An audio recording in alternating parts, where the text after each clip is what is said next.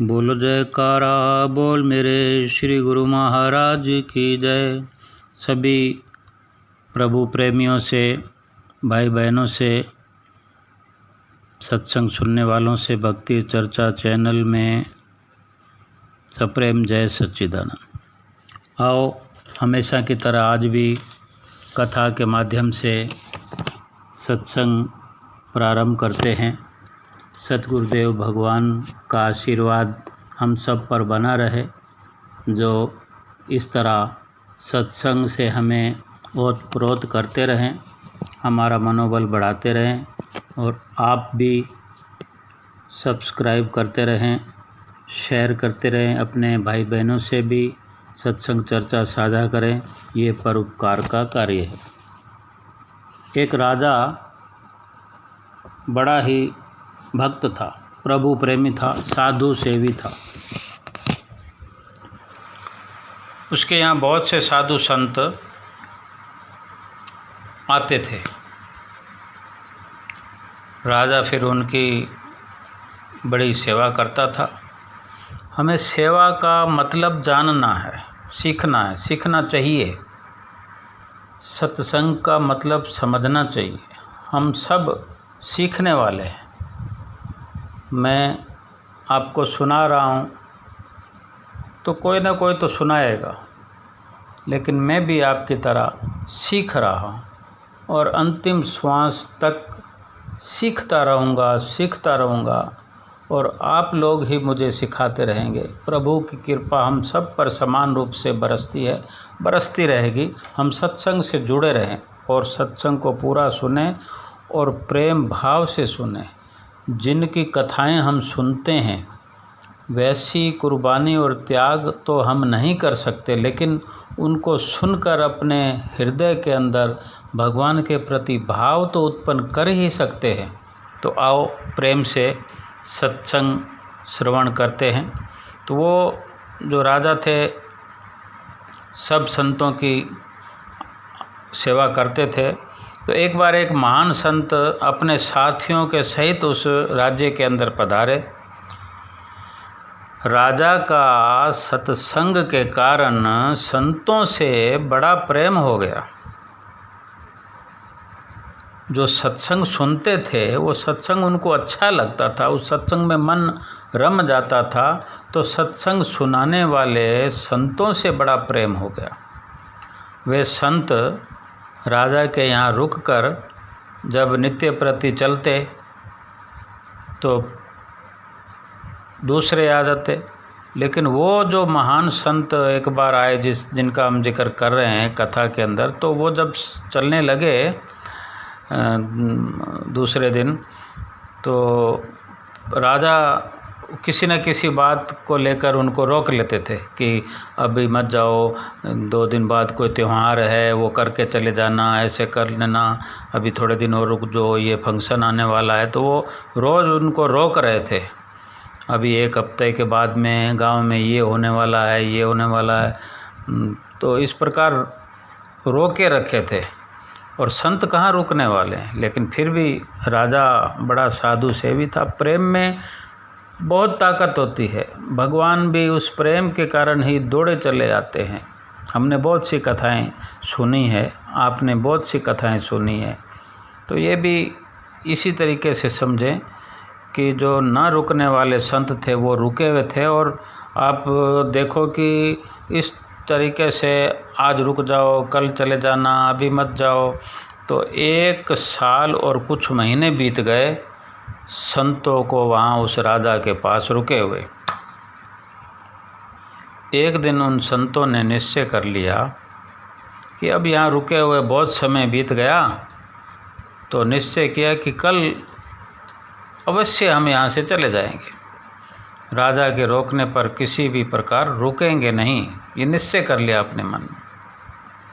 ये जानकर राजा की आशा टूट गई। राजा को अब जिसका भाव बड़ा हो, जिसका प्रेम बड़ा हो, तो भगवान तो भाव के भूखे होते हैं और संत जो है वो भगवान का ही रूप होते हैं।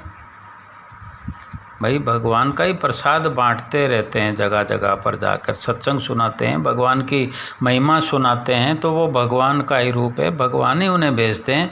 और यूँ समझो कि जो पूर्ण संत होते हैं वो भगवान ही होते हैं, संत रूप में अवतरित होकर हम जैसे लोगों को ज्ञान बांटकर हमारी आत्मा का उद्धार करते हैं। तो जैसे राजा ने सुना उनसे कि अब तो संत जाएंगे, निश्चय कर लिया इन्होंने, तो राजा का मानो ऐसा शरीर हो गया जैसे इतना दुख मना लिया अपने अंदर कि ऐसे लग रहा था जैसे शरीर छूटने वाला, राजा को निढाल हो गए एकदम। तो रानी ने राजा से पूछकर सब कुछ मालूम कर लिया कि अच्छा ये बात है। तो सोचा राजा जो हैं हमारे संतों के वियोग से भी ये तो जीवित ही नहीं रहेंगे जो इनकी दशा है। तो उसने कुछ ऐसी तरकीब बनाई मजबूत, तब उसने संतों को रोकने के लिए क्या किया, विचित्र उपाय किया। रानी ने अपने ही पुत्र को जहर दे दिया। भाई राजा का मोह भी है रानी को और पुत्र का भी है, दोनों से ही रिश्ता है, लेकिन पुत्र को छोड़ दिया भगवान पर, संतों पर, और संतों को रोकने का ही एक मन में ख्याल रह गया। उसी को पूरा करने के लिए जो उसको सूझा उसने वो कर दिया, क्योंकि वो जानती थी संत तो स्वतंत्र हैं, इनको रोक कर तो रखा जा नहीं सकता। अब उन्होंने निश्चय कर लिया तो कोई तगड़ा ही काम करना पड़ेगा, इसलिए अपने बेटे को ही जहर दे दिया, जवान पुत्र को जहर दिया। देखो ये त्याग है, ये कुर्बानी है। और रानी ने सोचा इससे बढ़कर कोई उपाय है भी नहीं, और ये बहुत बड़ा उपाय था, इसके बाद में कोई उपाय करने की ज़रूरत भी नहीं पड़ेगी, पड़ी भी नहीं। तो सुबह होने से पहले, जैसे रात को जहर दे दिया, तो सुबह होने से पहले पहले आधी रात के बाद में जहर दिया, तो थोड़ी देर बाद सुबह हो गई। सुबह उठकर उसने रोना धोना शुरू कर दिया, बाकी दूसरी दासियां भी रोने लगी। राजपुत्र के मर जाने की बात फैल गई राज्य में, राजमहल में कोलाहल मच गया। संत तो दया के सागर हैं, बड़े दयालु होते हैं संत, संत होने चाहिए। अगर संत हैं तो संत का जो हृदय होता है मक्खन से भी कोमल, मक्खन को भी थोड़ी आंच देनी पड़ती है पिघालने के लिए, और संतों का जो हृदय होता है वो दूसरों के दुख देख देख कर पिघलता है। दूसरों के दुख देखकर संत द्रवित हो जाते हैं, करुणा से भरे हुए होते हैं। संतों ने सुना तो शीघ्र ही राजभवन में प्रवेश कर दिया। उन्होंने तो जाना था लेकिन अभी गए नहीं थे, सुबह सुबह ही शोर शराबा हो गया। राजभवन में प्रवेश किया और जाकर बालक को देखा। उसका शरीर जो था जहर के कारण, जहर के असर से नीला पड़ गया था, जो इस बात का प्रमाण था कि बालक को तो जहर ही दिया गया है। और महात्मा जी थे, वो सिद्ध पुरुष थे। उन्होंने रानी से पूछा कड़े शब्दों में, सत्य कहो, सत्य बताओ, तुमने ये क्या किया है पुत्र के साथ। और रानी ने कहा, आप निश्चय ही चले जाना चाहते थे और हमारे नेत्रों को आपके दर्शनों की अभिलाषा है, लगी रहेगी। हम अपने आँखों को आपके दर्शनों से वंचित नहीं कर देना चाहते। हमारे पास रोकने के लिए आपको यही उपाय मुझे सूझा, तो मैंने ये उपाय कर दिया। राजा और रानी की संतों के चरणों में संतों से ऐसी अद्भुत भक्ति को देखकर वे महात्मा, वे संत भी जोर जोर से रोने लगे। उनको भी अंदर से न जाने हृदय जो पिघल पिघल कर बड़ी करुण स्वर में रोने लगे, करुण क्रंदन करने लगे कि ऐसी भी भक्ति होती है, कोई पुत्र को जहर दे देता है। संतों में राजा रानी की ऐसी प्रीति है कि केवल संतों को रोकने के लिए अपने पुत्र को जहर दे दिया। ऐसा सोचते सोचते रोने से संत जी का कंठ गद गद हो गया। उन्हें भक्ति की इस विलक्षण रीति से बड़ा सुख भी पहुंचा, बड़ा सुकून पहुंचा उनके हृदय को कि दुनिया के अंदर संतों के सत्संग का इतना असर होता है, होना भी चाहिए।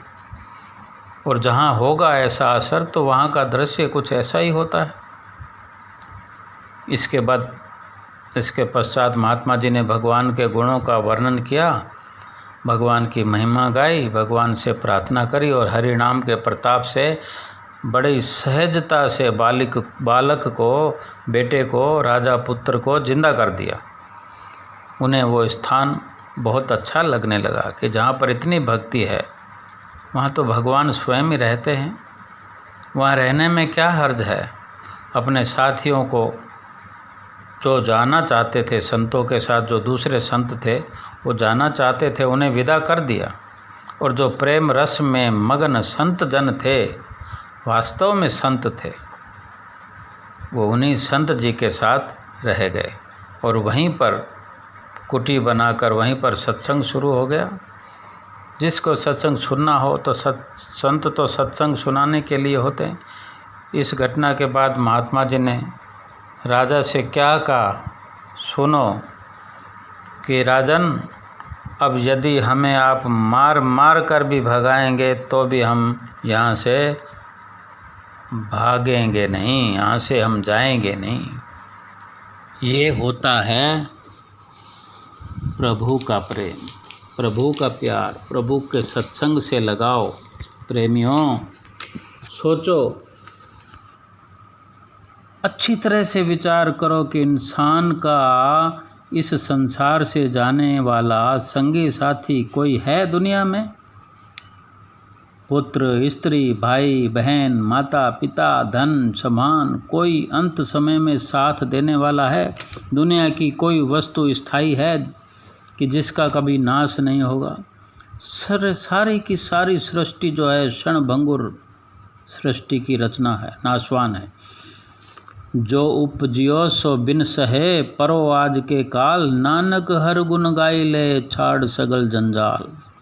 संसार में जिसने जन्म लिया उसकी मृत्यु तो अवश्यम भावी है।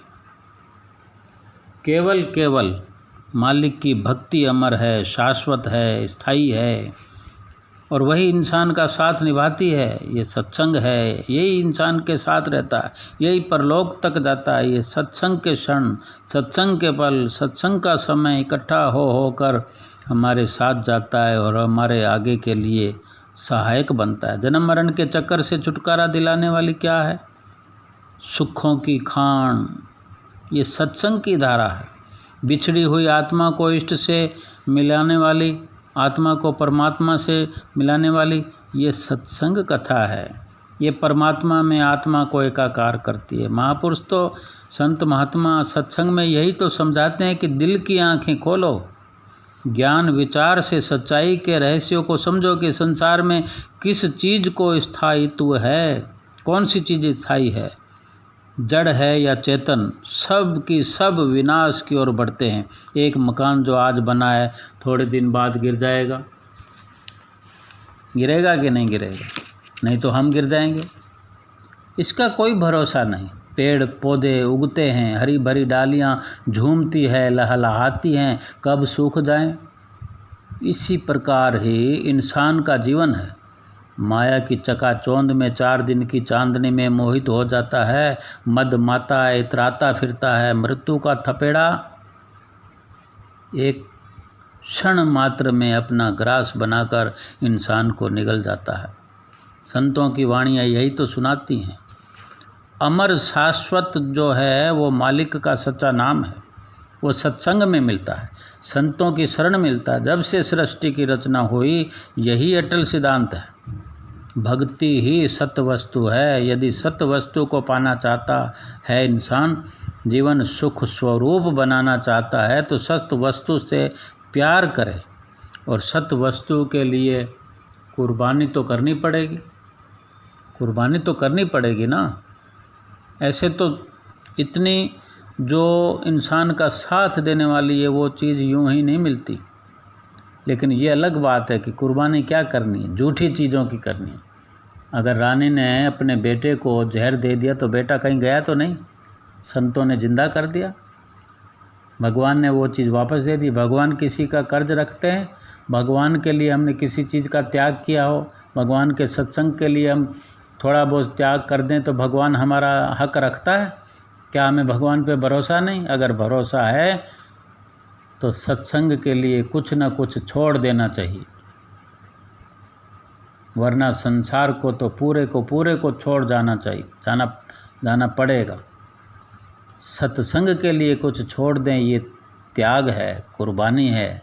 इसका बहुत बड़ा बदला भगवान हमारे लिए बना देते हैं, बहुत बड़ा बदला चुकाते हैं, बहुत बड़ी राहत देते हैं। अगर संसार के लिए सत्संग छोड़ दिया तो बहुत बड़ा खामियाजा हमें चुकाना पड़ता है, बहुत बड़ी कीमत चुकानी पड़ती है, नरकों में जाना पड़ता है, भटकना पड़ता है। त्याग सत्संग के लिए, भगवान के लिए करें, थोड़ा थोड़ा त्याग करना सीखें, दुनिया को थोड़ा थोड़ा छोड़ें, जिसको अंत में छोड़ देना है उसको थोड़ा थोड़ा छोड़ें। घर का मोह, बाल बच्चों का मोह, उनका पालन पोषण करते हुए उनका मोह तो छोड़ ही सकते हैं। जो करेगा भगवान करेगा। हम कौन होते करने वाले? हम किसी को सुखरूप नहीं बना सकते, स्वयं को पहले सुखरूप बनाएं, अपने आप को परिपूर्ण करें, सत वस्तु से प्यार करें, सच्चे रिश्ते से प्यार करें।